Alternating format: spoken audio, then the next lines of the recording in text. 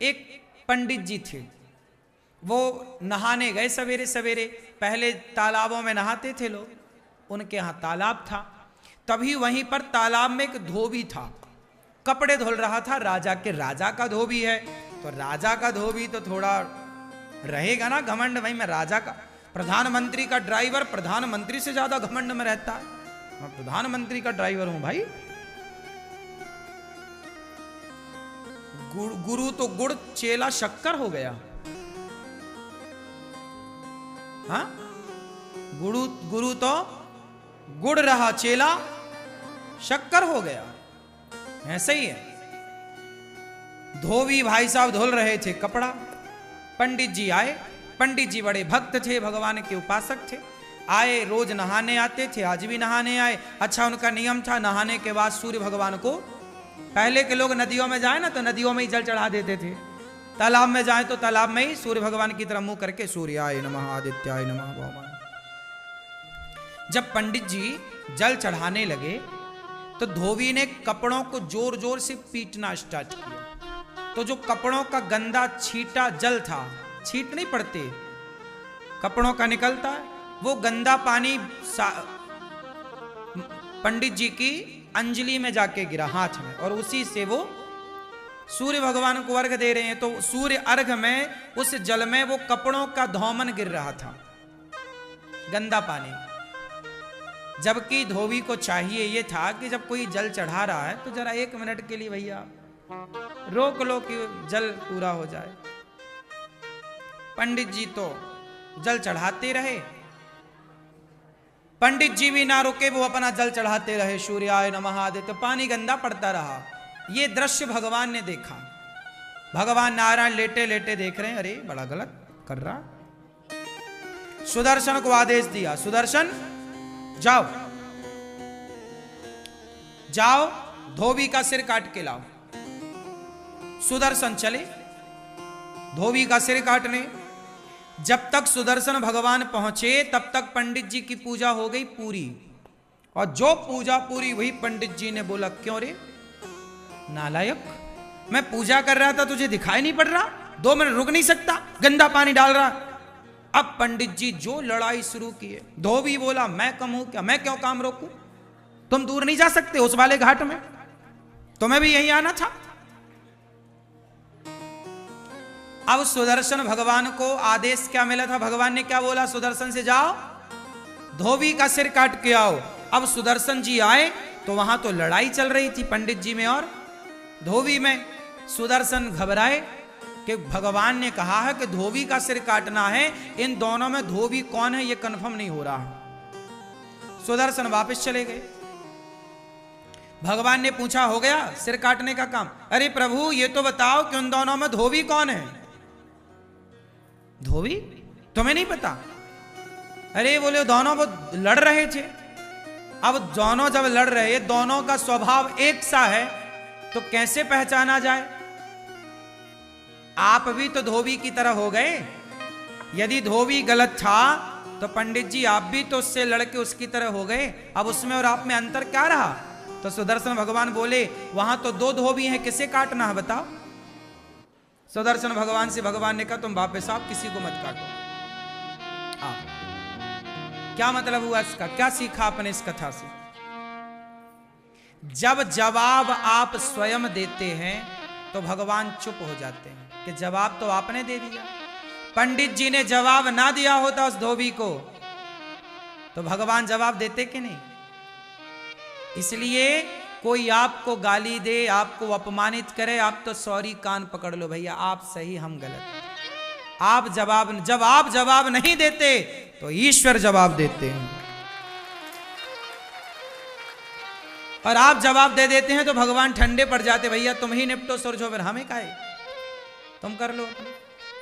जब तुझसे ना सुलझे तेरे उलझे हुए धंधे, तब भगवान के इंसाफ पे छोड़ दे ए बंदे, वही तेरी मुश्किल आसान करेगा। जो तू ना कर सका वो भगवान करेगा। जो आपसे नहीं होता ना वही भगवान करते हैं।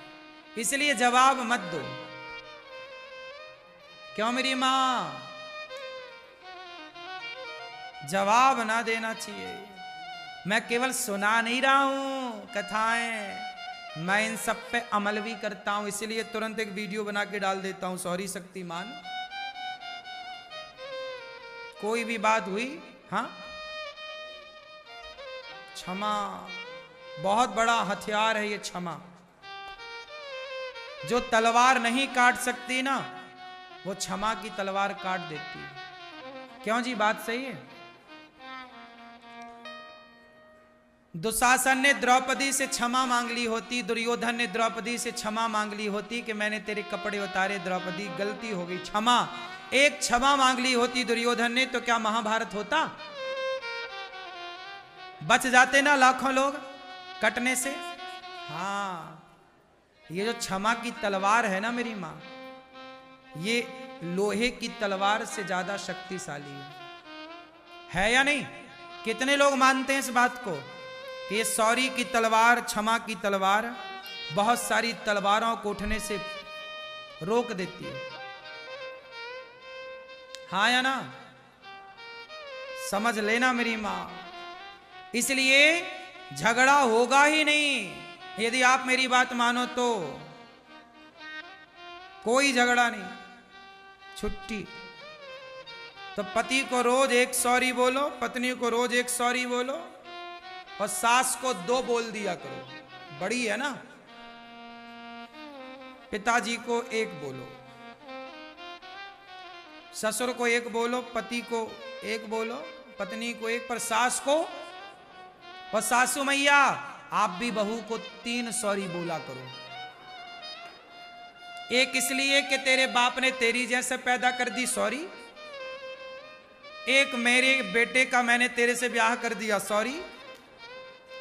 और एक तू मेरे ऊपर चढ़ाई कर रही, इसके लिए सॉरी। हाँ। तो सास बहू को कितनी सॉरी बोले? 3। अब सॉरी नहीं बोलो मैया तो फिर लड़ो बहू से, फोड़वाओ सिर अपना। वो तो जवान है, बलवान, एक मारेगी तुम्हारे दांत टूट जाएंगे 3-4। या तोड़वाओ अपने दांत। बहू से नहीं लड़ना चाहिए, बहू बलवान है, अभी उसका समय है। अभी बहू का क्या है? जवानी है, समय है, रुतबा है। जब ये खुद बूढ़ी होगी तब अक्कल आएगी इसे। जवानी अंधी होती है, मैंने सुना है। ये बात सही है कि गलत है? क्या होती है जवानी? क्या होती है? क्यों भैया, जवानी क्या होती है? हाँ, इसलिए अंधी जवानी में उन्हें दिखता ही नहीं कि माँ भगवान होती है, पिता भगवान होता है। काश वो आंखों की पट्टी हटती तो माता पिता में भगवान नजर आते, फिर भला कोई जवान बच्चा, बहू या बेटा अपने बूढ़े माँ बाप का सम्मान क्यों ना करता, अपमान क्यों करता? अंधा है इसलिए तो बाप में भगवान नजर नहीं आया। जवानी है ना साहब, खून गर्म है, अंधी है। इसलिए सास को कहती है बुढ़िया ज्यादा बोल मत, क्योंकि ये बहू नहीं बोल रही है, ये उसका समय बोल रहा है। लेकिन समय अर्जुन का था कि वो महाभारत जीत गए, लेकिन वही अर्जुन का जब समय बिगड़ा तो जंगल के भीलों से हार गए थे। बोलो हाँ, अर्जुन किसको हराए? महाभारत में सबको हराए। अर्जुन बड़े धनुर्धर हैं, बोलो हाँ, लेकिन वो बड़े धनुर्धर अर्जुन, महाभारत को जीतने वाले अर्जुन, जब समय बिगड़ा तो जंगल के भीलों से हारे थे कि नहीं? जब द्वारिका से भगवान कृष्ण की पत्नियों को लेकर आ रहे थे तो रास्ते में जंगल के भील मिल गए और युद्ध हुआ, हार गए, टिक ना पाए अर्जुन, भागना पड़ा, छीन ली भगवान की पत्नियों को। हाँ, अर्जुन का अभिमान मिटाने के लिए भगवान ही कोल भील बन के आए थे, ताकि घमंड में अर्जुन ना रहे। हम जीते हैं इसका मतलब हम नहीं जीते भाई, समय ने जिताया है, और हम हारे हैं तो हम नहीं हारे। आप कुछ भी नहीं हैं, आप कुछ भी नहीं हैं, समय आपको सब कुछ बनाता है।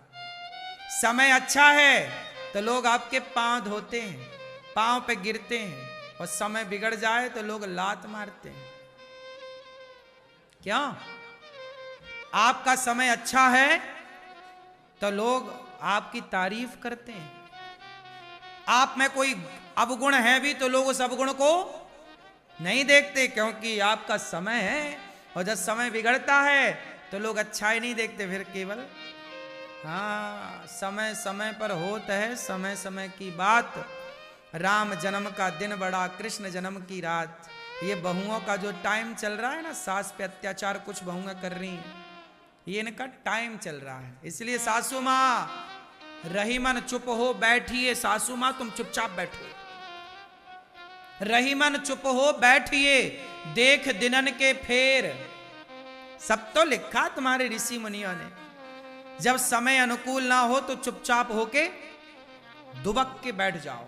बहू बोलती रह, तेरा टाइम है रे बोल, तेरी आएगी तब तुझे, तब तक के लिए मैं चुप हूं। तालाब खाली होता है ना तो मछलियों को चींटियां खा जाती हैं। तालाब खाली होता है तो मछलियों को, अभी चींटियों का समय है। और समय किसका? गर्मी है, चींटियों के दिन चल रहे हैं। गर्मी में हर जगह चींटी, मछलियों को खा गई, तालाब सूखा। जब बारिश आएगी तालाब भरेगा तो चींटी महारानी कहां भागोगी, मछली पुक पुक कैसे करके खाएगी। कभी चींटियों का समय होता है तो मछलियों को खा जाती हैं, जब समय मछलियों का आता है तो मछलियां चींटियों को खा जाती हैं। यही प्रकृति है। समय आपका होता है आप किसी को निगल जाते हो, जब समय उसका होता है वो आपको निगल जाता है। वही है, बड़ी मछली छोटी मछली को गप्प कर लेती है, हाँ या ना। आज बहू का समय बढ़िया चल रहा है, पति उसके कब्जे में है, तुम बूढ़ी हो गई हो। और लेकिन बूढ़ी बूढ़ी अम्मा भी कम नहीं रखती। हाँ मैं बूढ़ी हुई तो क्या हुआ, हाँ, ये भी डराए रहती है बहुओं को। हाँ कई बहुएं तो पानी मांगने लगती हैं सास के सामने। सासें भी बहुत बोलती हैं, लेकिन खाए बिना रह जाएंगी, एकादशी कर लेंगी पर बोले बिना नहीं।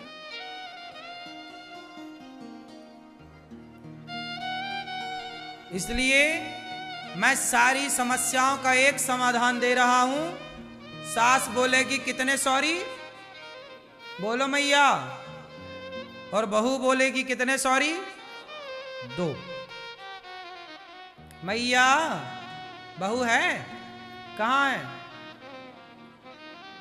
3 सॉरी बोलना, ये प्रपंच बिल्कुल ना पालना, कुछ ना बोलना, सॉरी बस, बहू सॉरी सॉरी सॉरी, गिन के 1 सॉरी 2 सॉरी 3 सॉरी। ये बहू तू संभाल अपना सॉरी।